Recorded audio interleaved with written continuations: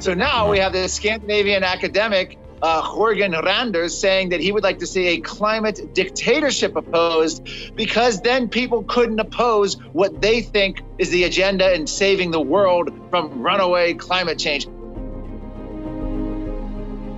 The UN is now admitting that not only are these countries not keeping their pledges, they're not even close. It's a big joke, but what they're really trying to get is that money. They want to transfer the money. They want it to go through the UN, filter it through, and a little bit will trickle out to the developing world, the corrupt third world dictators. What's at the bottom of this, of course, is they want depopulation. We just had Prince William, son of Prince Charles, come out and say, we have too many people. It's always about the dictatorship. It is always about world government and depopulation for these people, isn't it? That whole mindset is what moves the UN. They talk about global governance.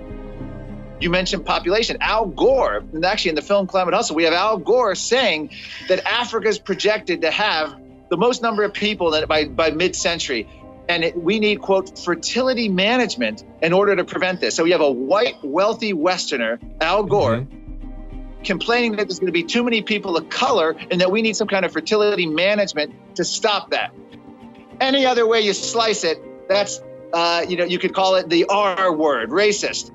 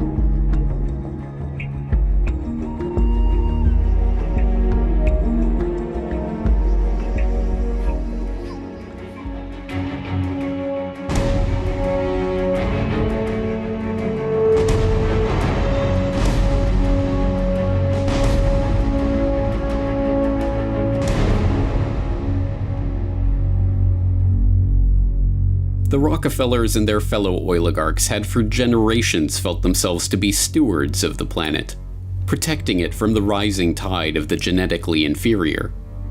They were not about to give up that quest. They would simply have to package it under a different name. To understand how this came about, we have to examine the history of the emergence of the environmental movement. In the post-war period, the desire to control the population put on a new mask, protecting the world from resource depletion, pollution, and ecological catastrophe.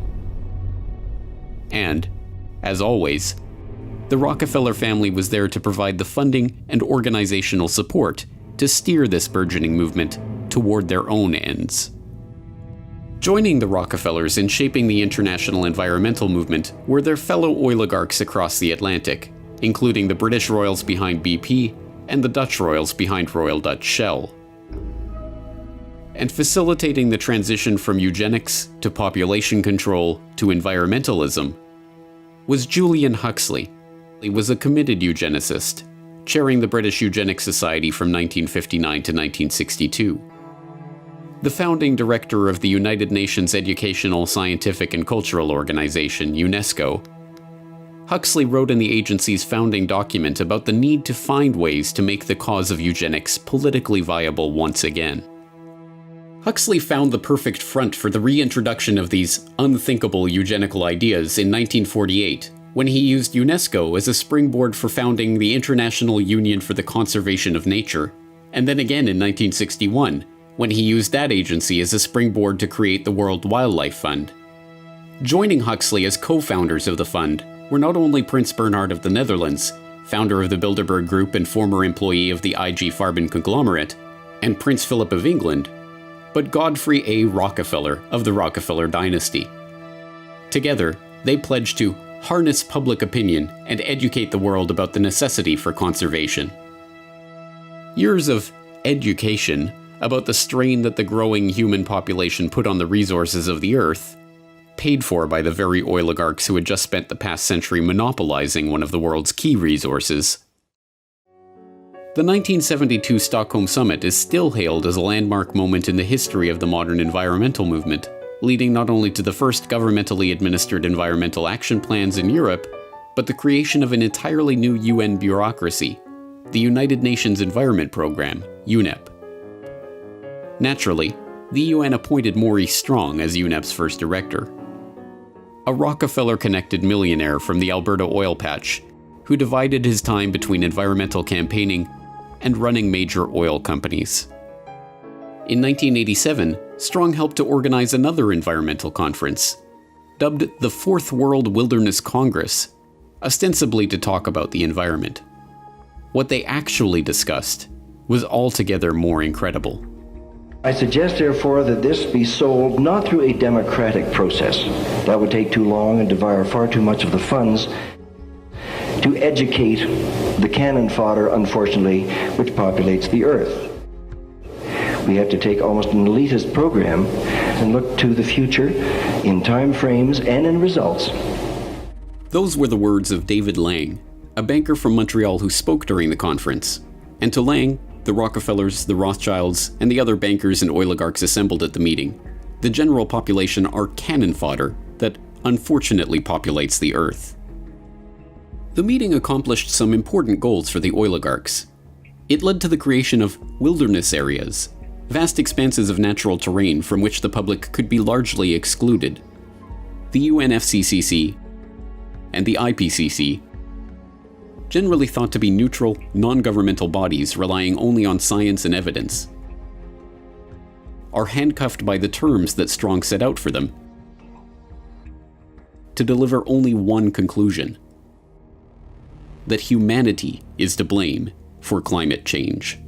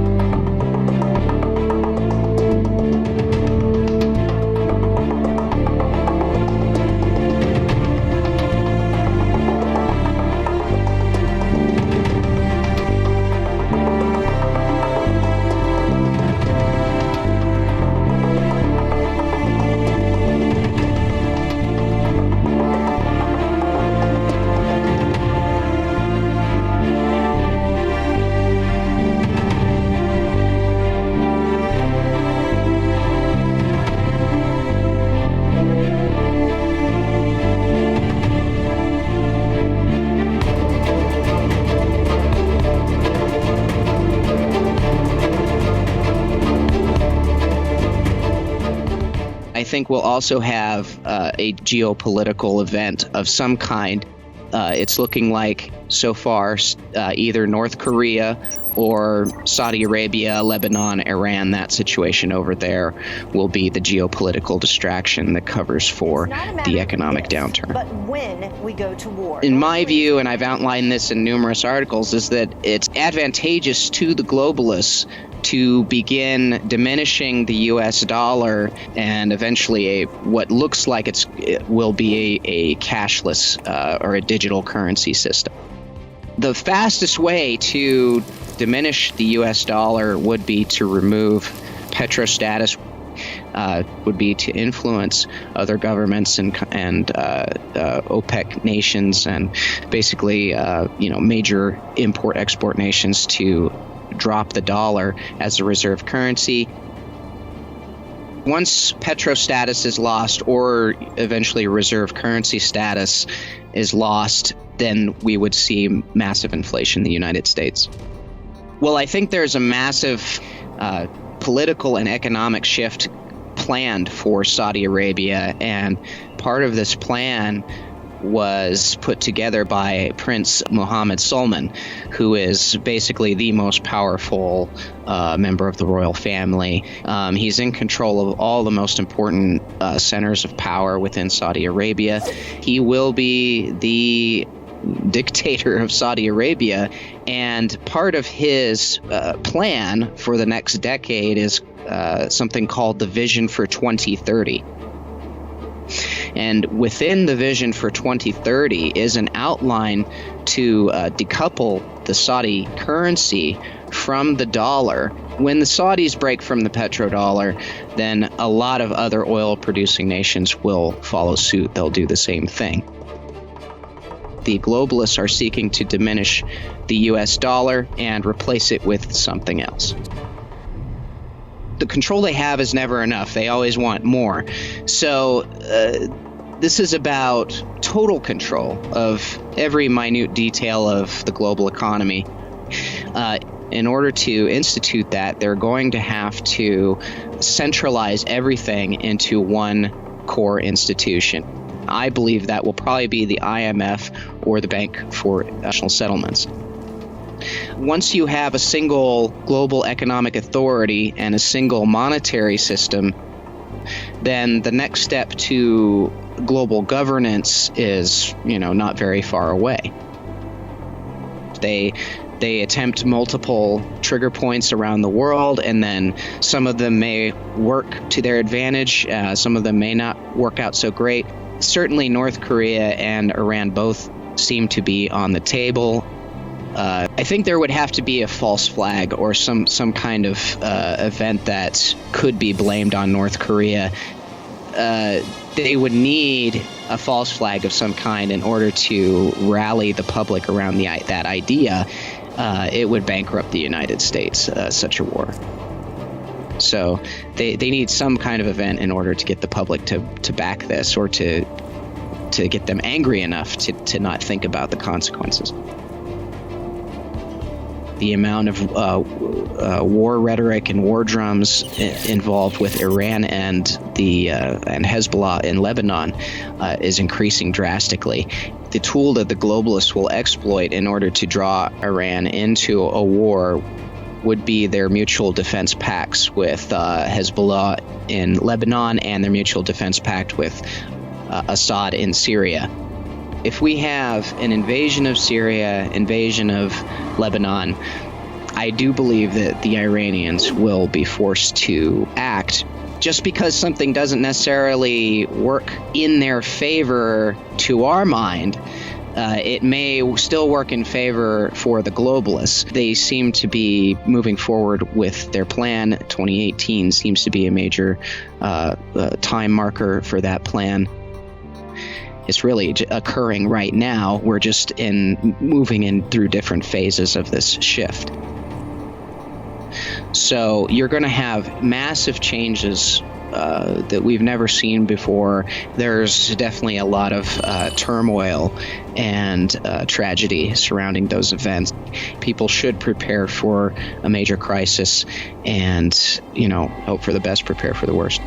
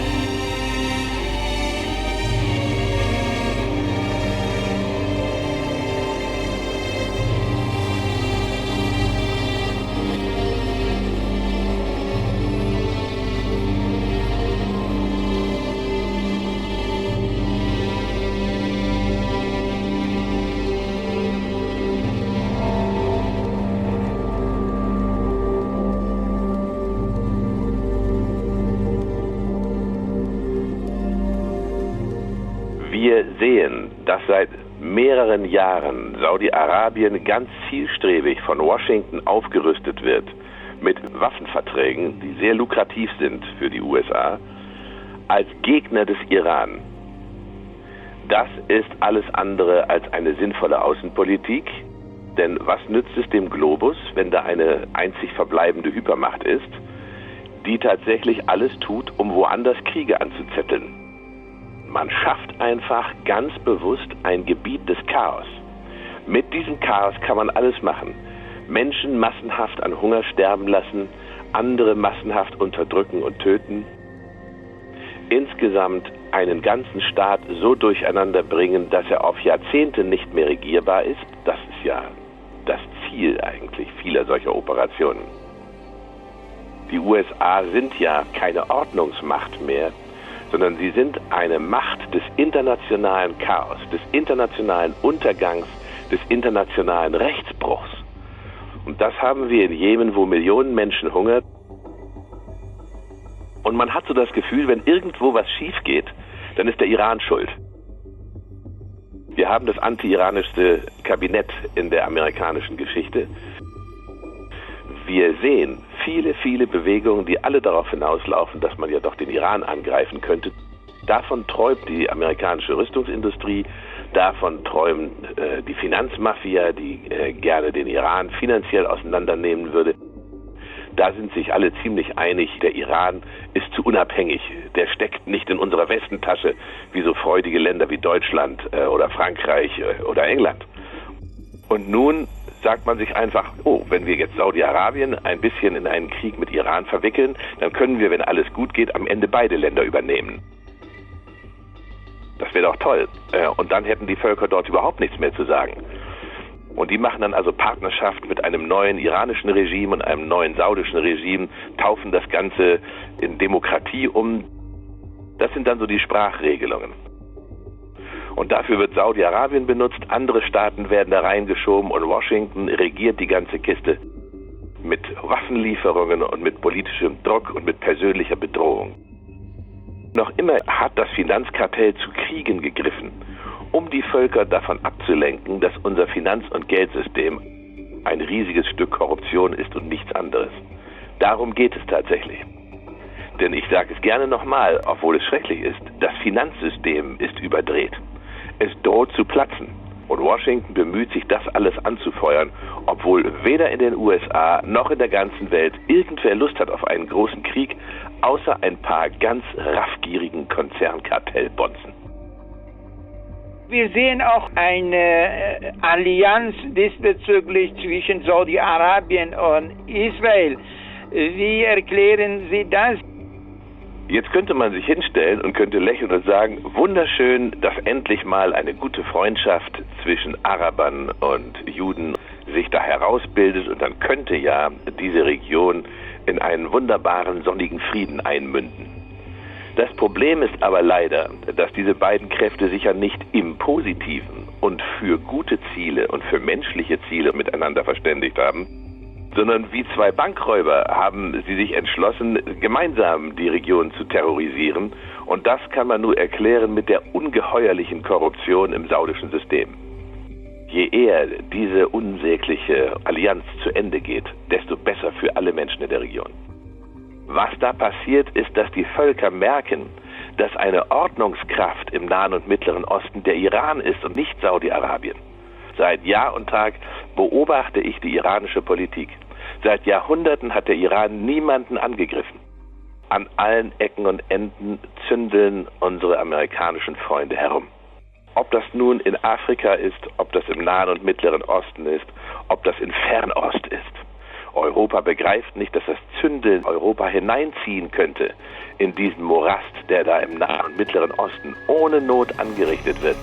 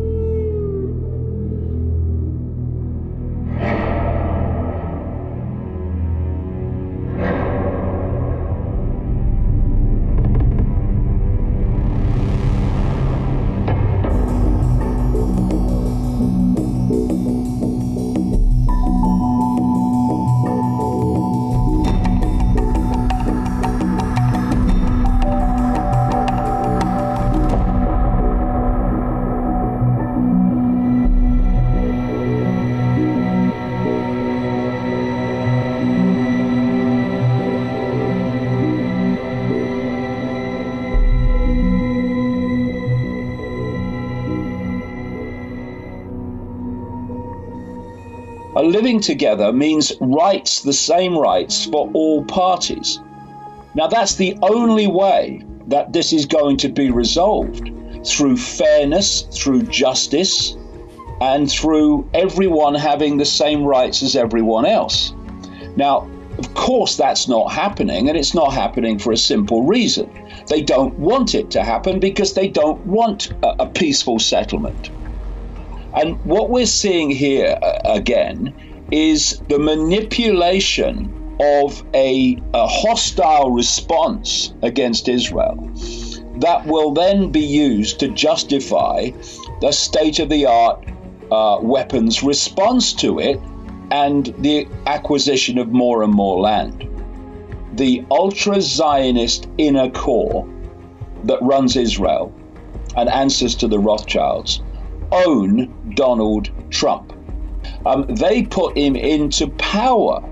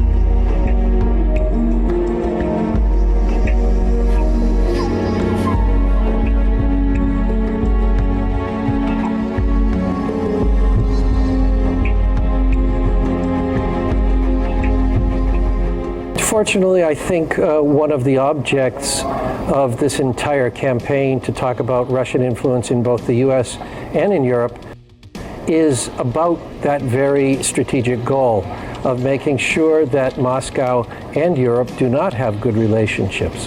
Hence the creation of this idea of the Russian threat, which apparently they're telling us is in every part of our lives, but of course it isn't. It is being blown up to make people think of that way, and unfortunately our state of civic education isn't strong enough for many people to do the discerning work to debunk some of these more outrageous theories of Russian influence.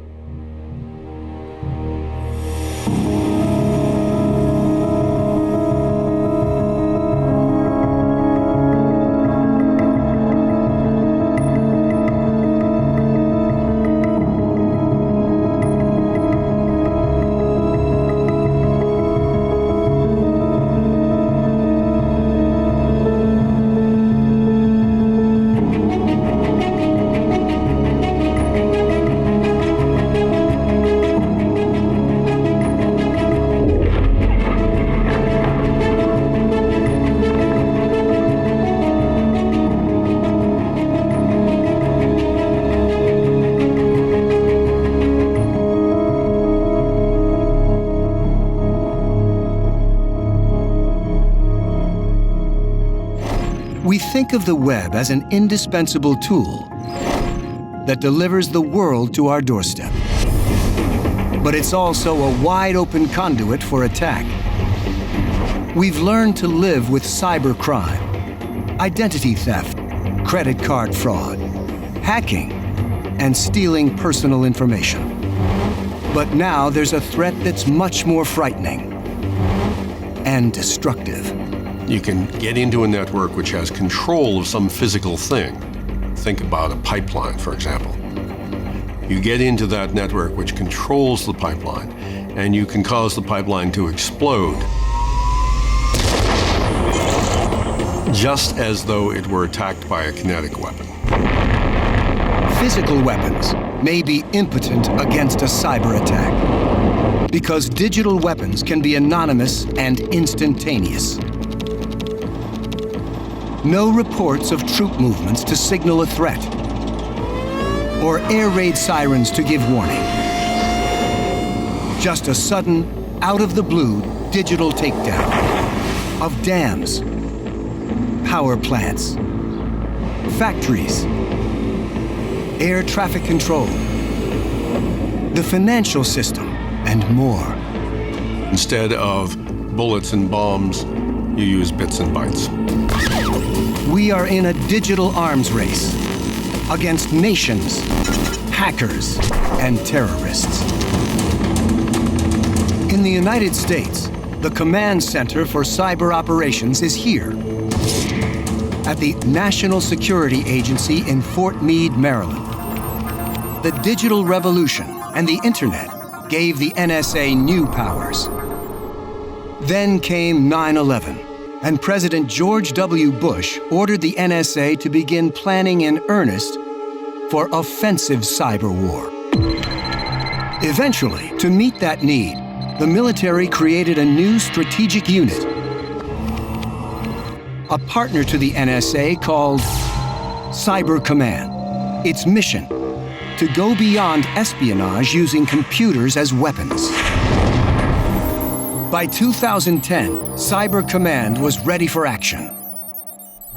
About the same time that the world got a glimpse of the first true cyber weapon, a surprisingly destructive computer worm, a self-replicating program that came to be called Stuxnet. Stuxnet first showed up infecting desktop computers and laptops in Iran and the Near East. But it soon spread further, using the internet to copy itself from system to system. We'd never seen a threat that was so large and so dense. I mean, this threat was maybe 20 times the normal size of any threat that we had seen before. Stuxnet represented a major investment by someone. So what was Stuxnet ultimately after? It was hunting for specialized equipment in a specific configuration. likely targeting a single factory. Natanz is an underground fortified facility housing cylindrical centrifuges used to isolate a rare form of uranium, a precursor to fueling a power plant or making a nuclear weapon. Once on the plant's internal network of computers, Stuxnet would search for PLCs in control of centrifuges. When it found a target, it would lie in wait for weeks. But then Stuxnet would begin tampering with the centrifuges, causing them to gradually speed up and slow down, operating out of safe limits until they broke. It's almost impossible to know for sure who launched it. But its complexity was a big clue. If you think about who would have the capabilities to launch such an attack with that sophistication, completely unprecedented, you would certainly think about the United States in the first place. Then, in apparent retaliation, the Saudi oil company Aramco was hit with a computer virus in August 2012. Then followed a coordinated attack against American targets. Attack and counterattack. But that's not the end of the story. In fact, it may be just the beginning. Using only a computer, a terrorist, or a nation can attack critical infrastructure like the power grid. And according to a government study, a coordinated attack on fewer than a dozen power stations could cause a massive outage. The drive to put everything online has created a hole in our defenses that no one seems able to plug. I think it's highly likely that any war that began as a cyber war would ultimately end up being a conventional war with bombers and missiles. Unless we find a way to counter these threats, there is a very real danger that we will turn the internet into a dangerous battlefield.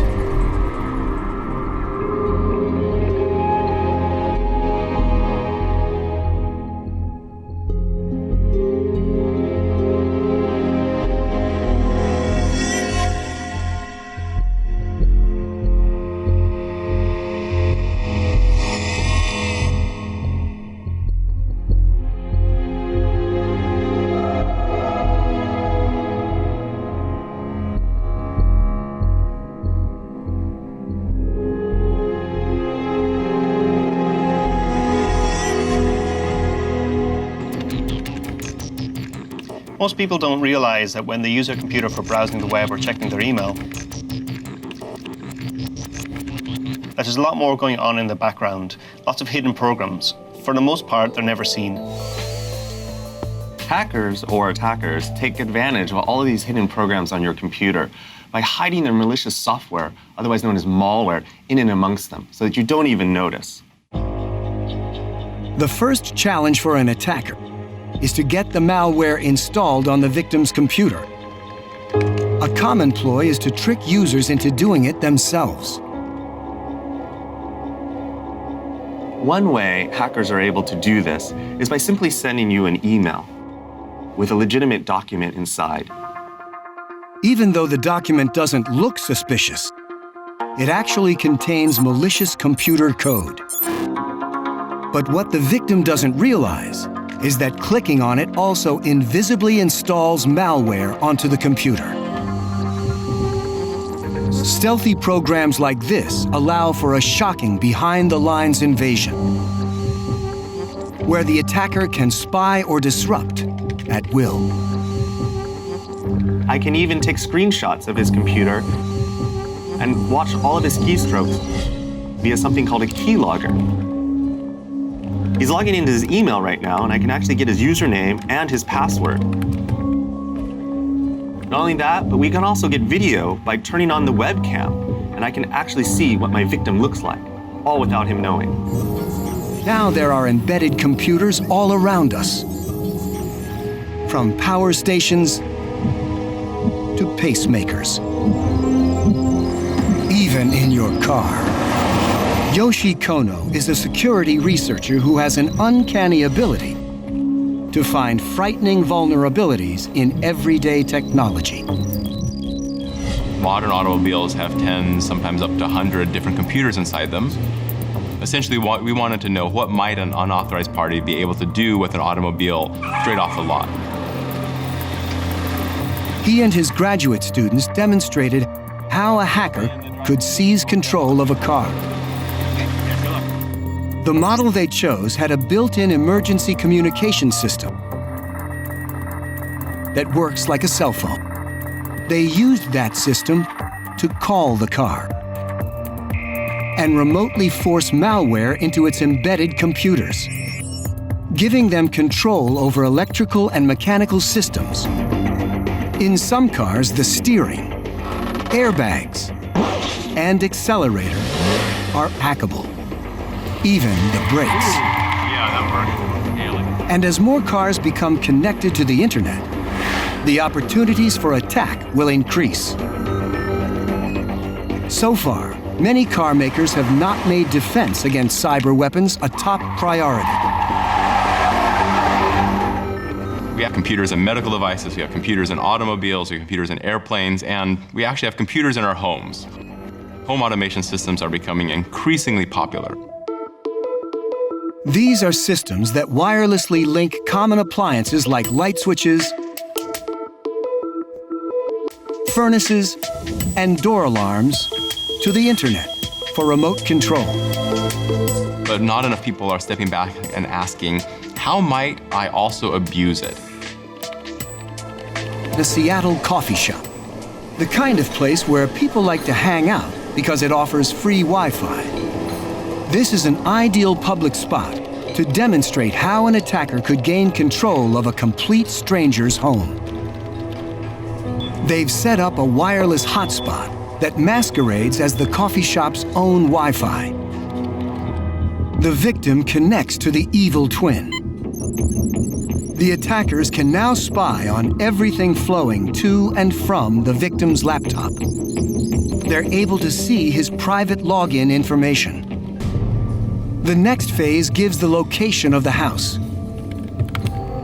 With a few keystrokes from their car, they unlock the doors and stroll right in. In the Internet of Everything, every new device connected to the web brings both promise and peril. The trick is to find the right balance between convenience and security.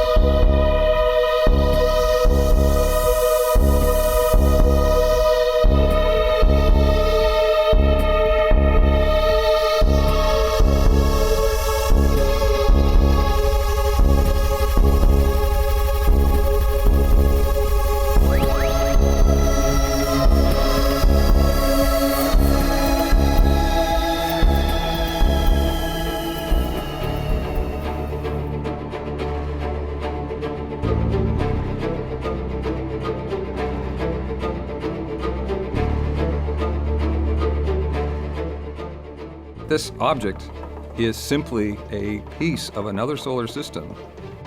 We think this object, 2017 U1, is very long, perhaps 400 meters or so long, and very narrow, skinny. That's a very unusual shape.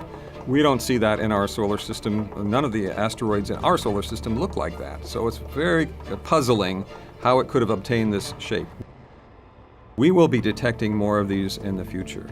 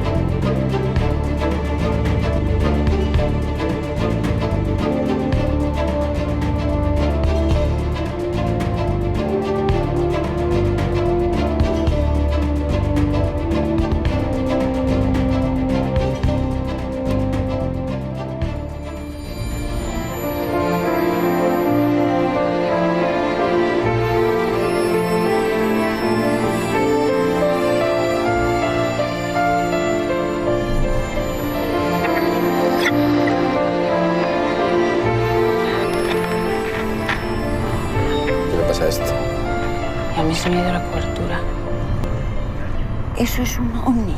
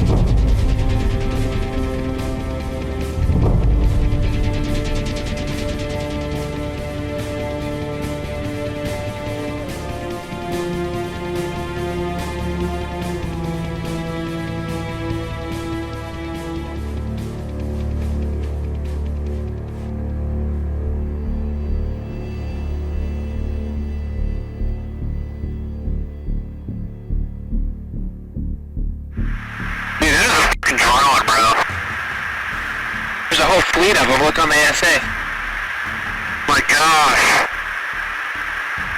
They're all going against the wind. The wind's 120 knots from the west. Look at that thing, dude. That's not our LNS though, is it? It's not. That is the LNS, dude. Well, if there's like... Look at that thing. It's rotating.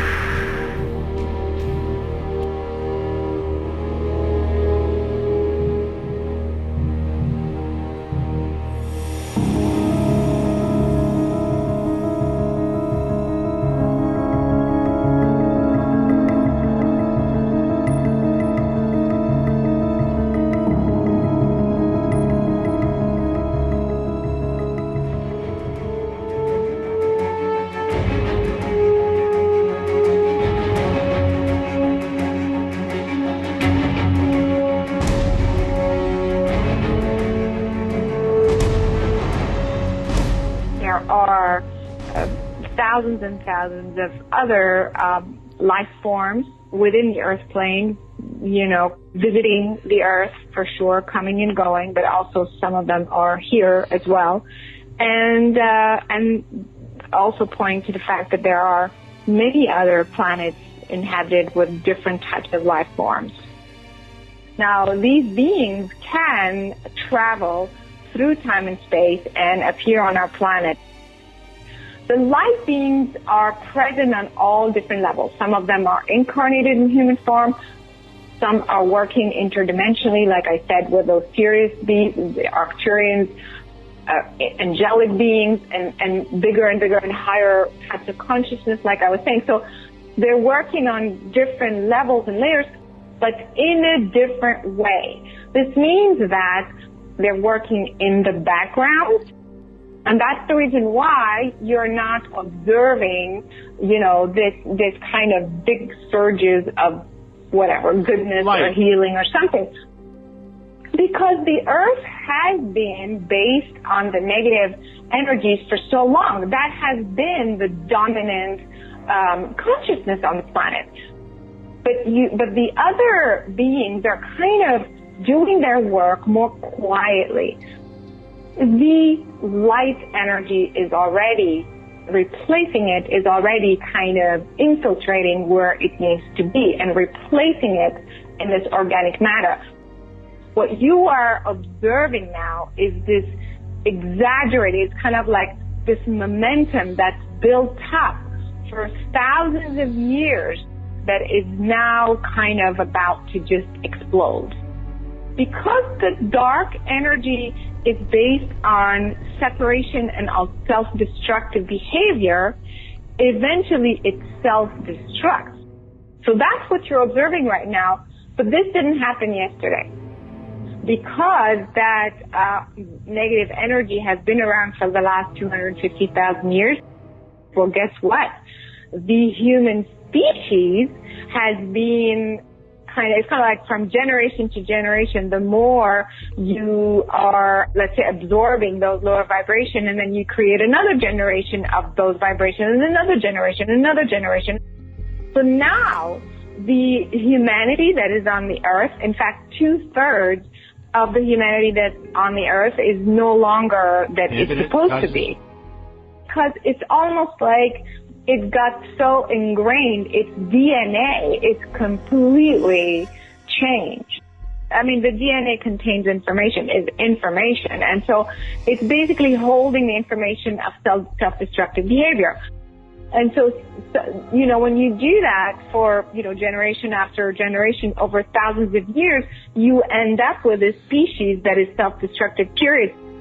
If you understand how energy works, how consciousness works, your life will change.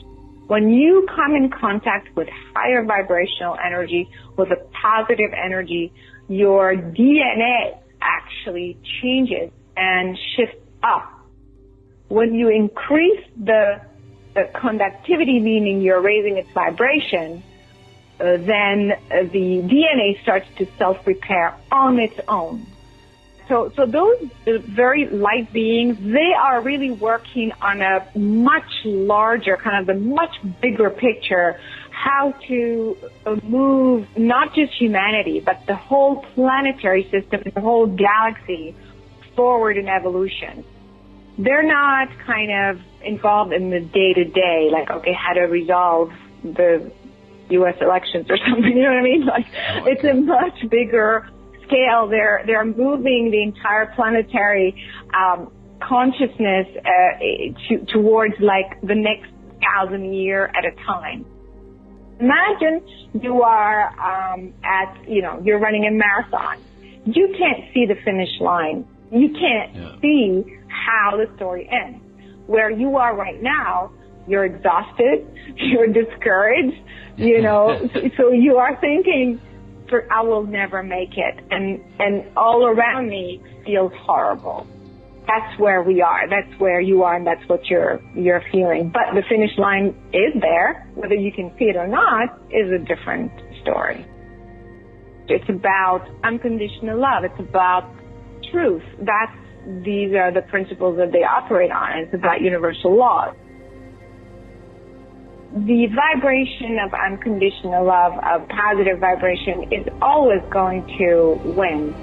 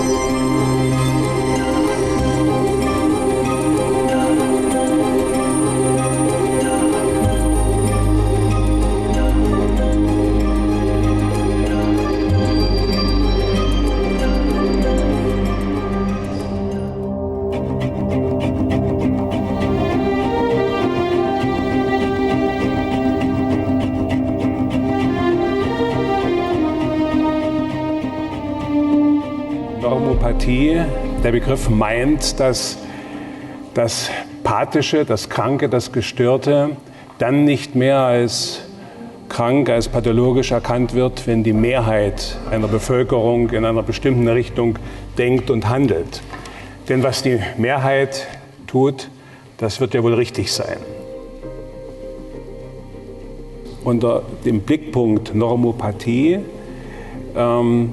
entsteht falsches Leben dann, wenn eine große Zahl, eine Mehrzahl der Bevölkerung auch falsch lebt. Dann muss man sich fragen, wie entwickelt sich eine Normopathie, also eine gesellschaftliche Fehlentwicklung, die von der Mehrheit getragen wird.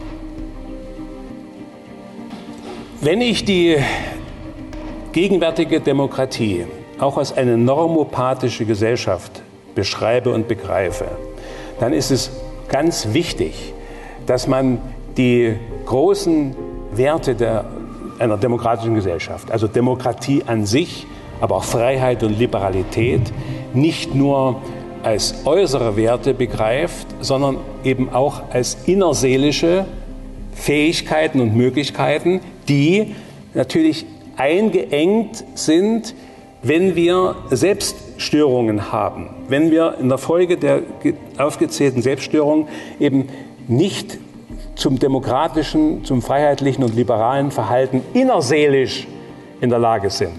Was meint das? Innerseelische Demokratisierung wäre eine Bereitschaft, eine Fähigkeit des Menschen, dass er auch seine eigenen seelischen Minderheiten, also seine Ängste, seine Fehler, seine Schwächen, all das, was ihm unangenehm ist, was man am liebsten nicht wahrhaben möchte, was man verleugnet und verdrängt, dass er die wahrnimmt als Teile seiner Selbststörungen. Denn das ist die Voraussetzung, dass man nicht mehr andere damit belasten muss, dass man das nicht projizieren muss.